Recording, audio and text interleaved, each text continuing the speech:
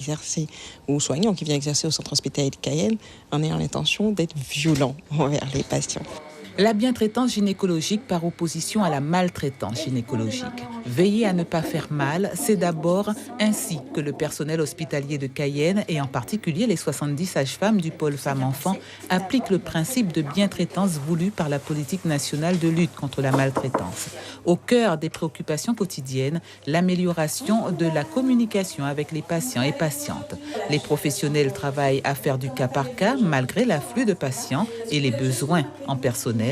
Maria Galdino mesure ses efforts. Elle est régulièrement hospitalisée. Ça se passe bien, les sages-femmes elles sont bien, elles nous accueillent bien, ça se passe très bien.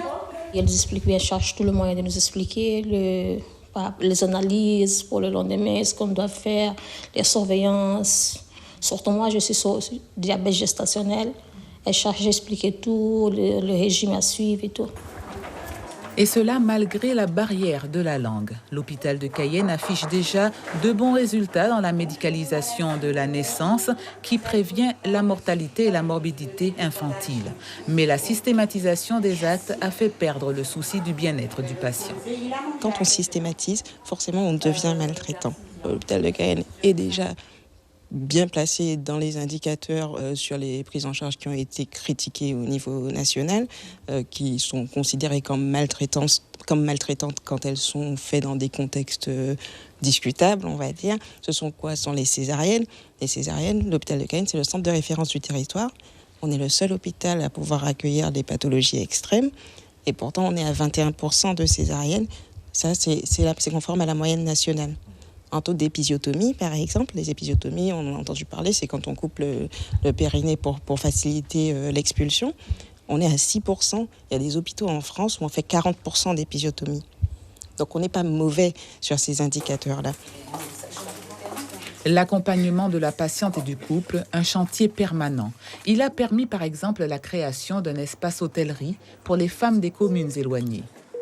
L'espace Amazonie que les patientes elles-mêmes n'ont pas souhaité que l'on filme.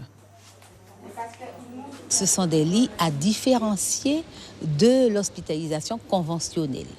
Donc nous avons proposé cet espace qu'on a appelé l'espace Amazonie, justement pour ne pas discriminer ces patientes. Sur le plan de l'hôtellerie, par exemple, ces patientes, elles sont prises en charge, mais elles n'ont pas de soins particuliers, de soins actifs. Les questionnaires de satisfaction, dès lors, de précieux outils dans cette quête de bientraitance, selon laquelle on ne dit plus « venez, je vais vous examiner », mais « voulez-vous que je vous examine ?» Suivez l'info sur Guyana Première, télé, radio et Internet.